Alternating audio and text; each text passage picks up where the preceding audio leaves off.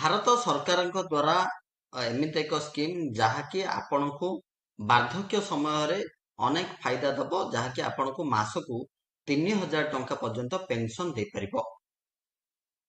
ତ ସେ ସ୍କିମ୍ ନାଁ ହଉଛି ଇ ଶ୍ରମ କାର୍ଡ। ଆପଣ ଇ ଶ୍ରମ କାର୍ଡରେ ଯଦି ଆପଣ ଭାଗିଦାରୀ ହେଇଛନ୍ତି ବା ଇ ଶ୍ରମ କାର୍ଡରେ ଆପଣ ଜଣେ ଏନରୋଲମେଣ୍ଟ କରିଛନ୍ତି ବା ଇ ଶ୍ରମ କାର୍ଡର ଜଣେ ଉପଭୋକ୍ତା ହେଇଥାନ୍ତି, ତାହେଲେ ଆପଣଙ୍କୁ ମାସକୁ 3000 ଟଙ୍କା ପର୍ଯ୍ୟନ୍ତ ଆପଣ ପେନସନ ପାଇପାରିବେ। ତ ଏ କାର୍ଡଟା ଆପଣଙ୍କୁ ନିହାତି ଭାବେ ବାର୍ଦ୍ଧକ୍ୟ ସମୟରେ ବହୁତ ଫାଇଦା ଦବ। ଏଠି ଆପଣ ଦେଖିପାରୁଥିବେ ଫର ପେନସନ 3000 ପର ମନ୍ଥ ରହିଛି। ମାସକୁ 3000 ଟଙ୍କା ପର୍ଯ୍ୟନ୍ତ ଆପଣ ପେନସନ ପାଇପାରିବେ। ରେଜିଷ୍ଟର ଫର ମାନଧନ ଯୋଜନା ଅଛି ବା ପ୍ରଧାନମନ୍ତ୍ରୀ ସମୟୋଗୀ ମାନଧନ ଯୋଜନା, ଯୋଉଟା କି ସମସ୍ତ ବର୍ଗର, ଯେମିତି କହିପାରିବା ଉଠା ଦୋକାନୀ ହେଇଥାନ୍ତୁ ବା ରିକ୍ସା ବାଲା ହେଇଥାନ୍ତୁ, ଶ୍ରମ ଯୋଗୀ ମାନେ ଯୋଉମାନେ ଶ୍ରମ କରୁଛନ୍ତି ବା ଏମିତି ନା ଯେ ସେ ଲେବର କାମ କରିଥାନ୍ତୁ, ସମସ୍ତ ବର୍ଗର ଲୋକ ମଧ୍ୟ ଅଧିକାଂଶ ବର୍ଗର ଲୋକ ଏଠି ଆବେଦନ କରିପାରିବେ। ତ ଏଠି ରହିଛି ରେଜିଷ୍ଟ୍ରେସନ ଅଫ ଇ ଶ୍ରମ କାର୍ଡ, ଆପଣ ସେଠି ନିଜେ ରେଜିଷ୍ଟ୍ରେସନ କରିପାରିବେ। ଏଠି ପଳେଇ ଆସିଲା ଯୋଉ ଇ ଶ୍ରମ କାର୍ଡର ଆବେଦନର ପ୍ରଥମ ସୋପାନ ରହିଛି। ପ୍ରଥମ ସୋପାନରେ ଆପଣ ଦେଖିପାରୁଥିବେ ଇଏ ରହିଛି ସେଲ୍ଫ ରେଜିଷ୍ଟ୍ରେସନ, ଆଉ ଇଏ ଗୋଟେ ରହିଛି ଡିଜିଟାଲ ସେବା ବା ସିଏସି ରେଜିଷ୍ଟ୍ରେସନ ବା ଜନସେବା କେନ୍ଦ୍ର। ଆପଣ ଯଦି ନିଜେ ଚାହୁଁଛନ୍ତି ନିଜେ ରେଜିଷ୍ଟ୍ରେସନ କରିବା ପାଇଁ ନିଜେ ରେଜିଷ୍ଟ୍ରେସନ କରିପାରିବେ, ବା ଜନସେବା କେନ୍ଦ୍ର ବା ଡିଜିଟାଲ ସେବା କେନ୍ଦ୍ର ଆପଣ ଯାଇକିରି ଆବେଦନ ମଧ୍ୟ କରିପାରିବେ। ତ ଏବେ ଆମେ ଜାଣିବା ନିଜେ ଆପଣ କେମିତି ଆବେଦନ କରିବେ। ଆପଣ ମନେ ରଖିଥିବେ ଆପଣଙ୍କ ଆଧାର କାର୍ଡରେ ଯେଉଁ ମୋବାଇଲ ନମ୍ବରଟି ଲିଙ୍କ ଅଛି ସେ ମୋବାଇଲ ନମ୍ବରଟି ଆପଣ କ୍ଲିକ୍ କରିନେବେ।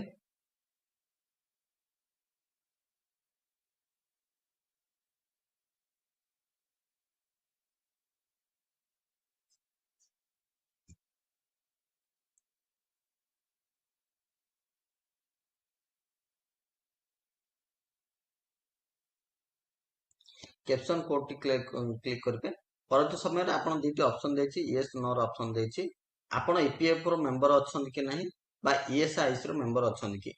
ଯଦି ମେମ୍ବର ରହିଥାନ୍ତି ତାହେଲେ ଏଇ ଆପ୍ଲିକେସନ ଆପଣ, ଏଇ ଯୋଉ ସ୍କିମ୍ ରହିଛି ସ୍କିମରେ ଆପଣ ଲାଭବାନ ହେଇପାରିବ ନାହିଁ, ସେଥିପାଇଁ ଆପଣ ନୋ କରିବେ ଦୁଇଟି ଯାକ।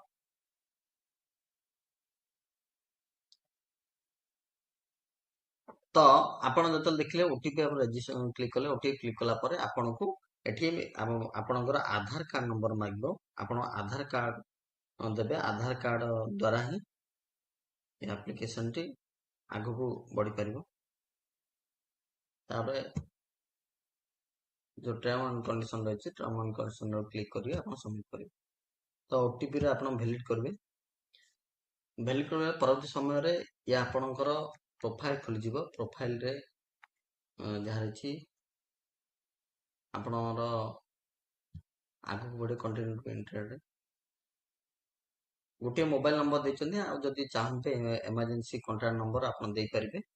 କି ଆପଣ ପର୍ସନାଲ ଡିଟେଲ ରହିଲା, ଯଦି ଇମେଲ ଆଇଡି ଅଛି ଇମେଲ ଆଇଡି ଦେବେ, ଯଦି ଇମେଲ ଆଇଡି ନାହିଁ ତାପରେ ମେରିଡ କି ଅନମେରିଡ ଆପଣ ଦେବେ।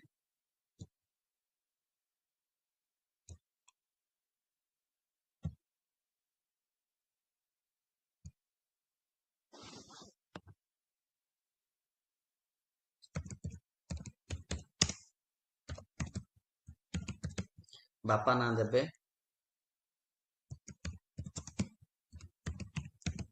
ବାପା ନା ମା ନା, ଏ କ୍ୟାଟେଗୋରୀ ଆପଣଙ୍କର ଓବିସି ନା ଏସସିବିସି ନା ଜେନେରାଲ ଯାହା ଅଛି ଆପଣ ଦେବେ। ଯଦି ସାର୍ଟିଫିକେଟ ଅଛି ସାର୍ଟିଫିକେଟ ଦେଇପାରିବେ, ନହେଲେ ସେ ନଦେଲେ ମଧ୍ୟ ଆଗକୁ ବଢି ଆପଣ ବ୍ଲଡ ଗ୍ରୁପ ଦେବେ।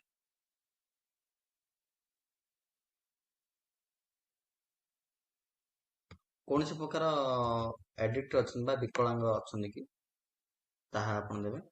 ତ ପରବର୍ତ୍ତୀ ସମୟରେ ଇଏ ଆପଣ ଆଇଲା ନୋମିନି ଡିଟେଲ, ଆପଣ ଆପଣଙ୍କର ଯୋଉ ପେନସନ ରହିଛି, ପେନସନ କୌଣସି ବି ପ୍ରକାର ସୁବିଧା ଅସୁବିଧା ସମୟରେ ଆପଣ କାହାକୁ ନୋମିନି ରଖିବାକୁ ଆପଣ ତାର ନୋମିନି ଦେଇଦେବେ। ଆପଣ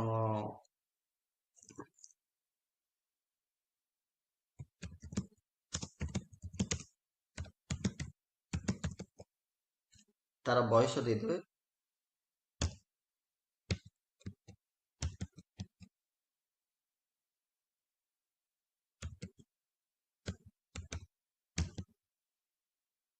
କି କ'ଣ ଜେଣ୍ଡର କ'ଣ ଦେଇଦେବେ, ଆପଣଙ୍କ ସହିତ ରିଲେସନସିପ୍ କ'ଣ, ଆଉ ଯାହା ତାଙ୍କର ଆଡ୍ରେସ୍ ରହିଛି ସେ ଆଡ୍ରେସ୍ ଦେଇଦେବେ। ଆପଣଙ୍କ ଯାହା ଆଡ୍ରେସ୍ ସେଇଆ ତାଙ୍କର ଆଡ୍ରେସ୍ ଥିବ, ଆଡ୍ରେସ୍ ଦେଇଦେବେ।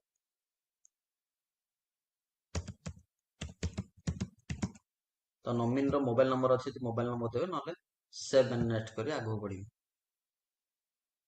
ତ ଏଠି ପଳେଇ ଆସିଲା। ଆପଣ କୋଉ ରାଜ୍ୟର ସେ ରାଜ୍ୟ ଦେବେ, କେଉଁ ଜିଲ୍ଲା ଦେବେ, ଷ୍ଟେଟ୍ ସ୍ପେସିଫିକ୍ କ'ଣ ଅଛି ଯଦି ଦେବେ, ନହେଲେ କିଛି ଆବଶ୍ୟକତା ନାହିଁ। ତ ଆପଣ ରୁରାଲ ଏରିଆ କି ଅର୍ବାନ ଏରିଆ, ଆପଣ ରୁରାଲ ଏରିଆ ଦେବେ, କେଉଁ ଗାଁରେ ରହୁଛନ୍ତି ସେ ଗାଁର ଫୁଲ୍ ଟୋଟାଲ ଡିଟେଲ ଦେଇଦେବେ।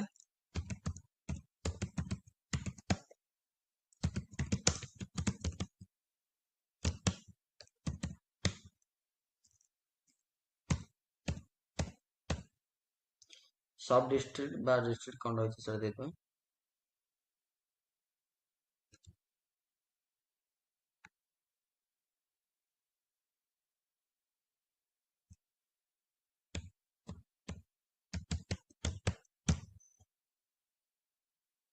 ଆପଣ ଯାହା ଦେଲେ ସେଇଆ ଲୋକେସନଟି କେତେ ବର୍ଷ ହେଲାଣି ରହୁଛନ୍ତି, ଷ୍ଟେଇଂ ଇନ୍ କରେଣ୍ଟ ଲୋକେସନଟି ଦେଇଦେବେ।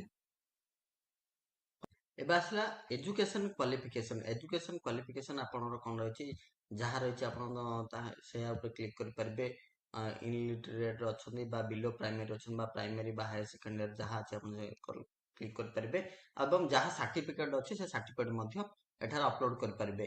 ଏବଂ ମନ୍ଥଲି ଆପଣଙ୍କ ଇନକମ୍ ସ୍ଲାବ୍ସ କ'ଣ ଅଛି, ମନ୍ଥଲି ଆପଣ କେତେ ଟଙ୍କା ରୋଜଗାର କରୁଛନ୍ତି, 10,000ରୁ କମ୍ ରୋଜଗାର କରୁଛନ୍ତି ନା 10,000, 15,000, ଯାହା ଆପଣ ସାଲାରୀ ହିସାବରେ ଆପଣ ଏଟାକୁ କ୍ଲିକ୍ କରିବେ। ଯଦି ଇନକମ୍ ସାର୍ଟିଫିକେଟ୍ ପ୍ରୁଫ୍ କ'ଣ ଅଛି ଆପଣ ଦେଇପାରିବେ। And then next save and continue କରିବେ। ଏଠି ଏବେ ଆମେ ଆସିଲେ ଆପଣଙ୍କର କାର୍ଯ୍ୟ ଦକ୍ଷତା ବା କାର୍ଯ୍ୟ କ'ଣ କରୁଛନ୍ତି ତାକୁ ଆମେ ସିଧାସଳଖ ଅକୁପେସନ ବା ସ୍କିଲ୍ସ ଆପଣଙ୍କର କ'ଣ ରହିଛି। ସେଠି ଆପଣ ଦେଖିଲେ ଓଲା ଉବେରେ ଜୋମାଟୋରେ ଯଦି ଆପଣ କାମ କରୁଛନ୍ତି ୟୁଜ୍ କରିବେ, ନାହିଁ ଯଦି ଅଦରୱାଇଜ ଅନ୍ୟ କୌଣସି ପାଖରେ କାମ କରୁଛନ୍ତି ତ ଆପଣ ଦେଇଦେବେ ଏଗ୍ରିକଲଚର ଲେବର ବା ପ୍ଲାଣ୍ଟେସନ ଲେବର। ଆପଣ ଏଗ୍ରିକଲଚର ଲେବର ଦେଇଦେଲେ, ପ୍ରୋ ଫାର୍ମିଂ ଲେବର ଦେଇଦେଲେ, ୱାର୍କ ଏକ୍ସପିରିଏନ୍ସ କେତେ ବର୍ଷ ହେଲାଣି ଆପଣ କାମ କରୁଛନ୍ତି, ଯାହା ଯେତିକି ବର୍ଷ ହେଲାଣି କାମ କରୁଛନ୍ତି ସେତିକି ବର୍ଷ ପକେଇଦେବେ। ସେକେଣ୍ଡ ଅପରେସନ କ'ଣ ଯଦି ଅଛି ଆପଣ ତା ସହିତ ଆଉ କ'ଣ ଯଦି କରୁଛନ୍ତି ସେଟା କ୍ଲିକ୍ କରିପାରିବେ ଏବଂ ତାର ଯଦି ଡକ୍ୟୁମେଣ୍ଟ କ'ଣ ଅଛି ଅପଲୋଡ୍ କରିପାରିବେ। ତ ଏଠି ମଧ୍ୟ ଆଗକୁ ବଢିପାରିବେ, କିଛି ଅସୁବିଧା ନାହିଁ। ତ ଏଠି ଆପଣ ଆସିଗଲା ବ୍ୟାଙ୍କ ଡିଟେଲ, ଆପଣ ଯାହା ରହିଲା bank detail and save and continue. ଆପଣ ଶେଷରେ ଆପଣ ଦେଖିପାରୁଥିବେ ରେଜିଷ୍ଟ୍ରେସନ କନଫର୍ମ ହେଇଯାଇଛି। ଆର ଆପଣ ପ୍ରିଣ୍ଟ କାଢି ରଖିପାରିବେ, ପରବର୍ତ୍ତୀ ସମୟରେ ଆପଣଙ୍କୁ ଏ ଆବଶ୍ୟକତା ପଡିବ। ଲାଷ୍ଟ ଅଣ୍ଡରଟେକିଂ ରହିଛି, ଆକାଉଣ୍ଟ ଡିଟେଲ ସବୁ ପଳେଇ ଆସିଲା। ଆପଣ ଲାଷ୍ଟ ଅଣ୍ଡରଟେକିଂ ରେ କ୍ଲିକ୍ କରି ସବମିଟ୍ କ୍ଲିକ୍ କରିବେ। ତ ଆପଣ ଏଭଳି ଭାବରେ ଇ ଶ୍ରମ କାର୍ଡରେ ଆପଣ ଆବେଦନ କରି ମାସିକ 3,000 ଟଙ୍କାର ଲାଭବାନ ହେଇପାରିବ, ଯାହାକି ଆପଣଙ୍କ ବାର୍ଦ୍ଧକ୍ୟ ସମୟରେ ବହୁ ସହାୟକ ହେବ। ଗଞ୍ଜାମରୁ ରବୀନ୍ଦ୍ର ନାୟକ, ଲୋକାଲ ଏକ୍ସଚେଞ୍ଜ।